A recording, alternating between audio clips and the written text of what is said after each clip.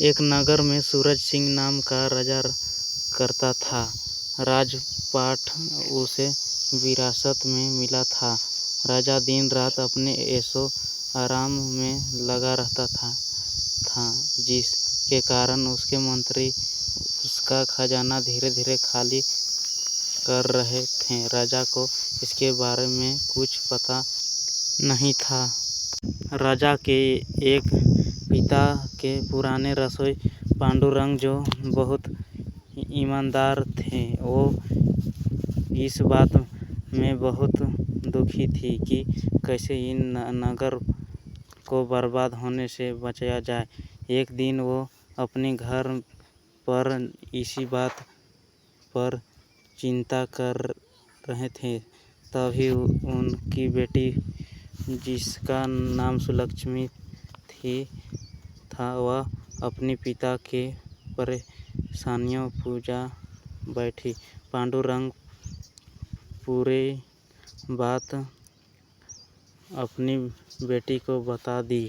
सुलक्ष्मी ने अपने पिता को एक उपाय बताया, जिसे सुनकर पांडुरंग बहुत खुश हुई। अगले दिन वो राजा सूरज सिंह के सामने गया और उन्होंने कहा कि महाराज, आज आपके लिए जो खाना बनाने वाले हैं, उसमें किसी भी प्रकार के मसाले नहीं होंगे।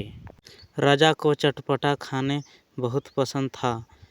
उनसे कहा, पांडुरंग, आप हमारे पिता के पुराने रसोई हो, इसलिए हम आपकी बहुत इज्जत करते थे। लेकिन इसका यह मतलब नहीं कि आप कुछ कहने से आपसे नहीं बन सकता है, तो हम कोई दूसरा रसोई नियुक्त करेंगे, आप जा सकते हैं।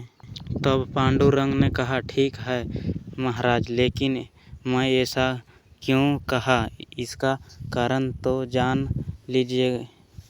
कारण यह है कि आपके राज्य में कोई भी किसान मसाले की खेती नहीं कर रहा है, क्योंकि फसलों लगाने का खर्च ज़्यादा आता है और मसालों बिकते हैं नहीं है, जिसका कारण है मसालों का महंगा होना है।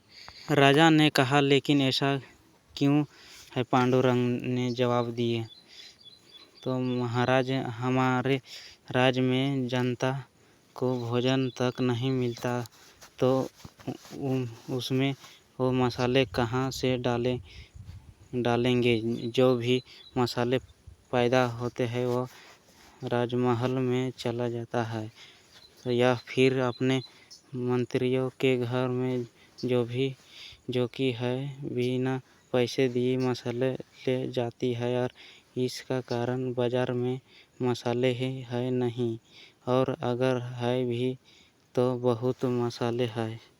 राजा ने कहा, लेकिन जनता इतनी गरीब क्यों है? पांडुरंग ने जवाब दिया, महाराज, आपका आधा खजाना खाली हो चुका है। राजा महल के सभी दरबारी उसे खाली कर रहे हैं। आपका पूरा खजाना खाली होने में बहुत कम वक्त बचा है। अभी तो मसाले बंद हो रहे हैं, आगे खाना भी बंद हो जाएगा।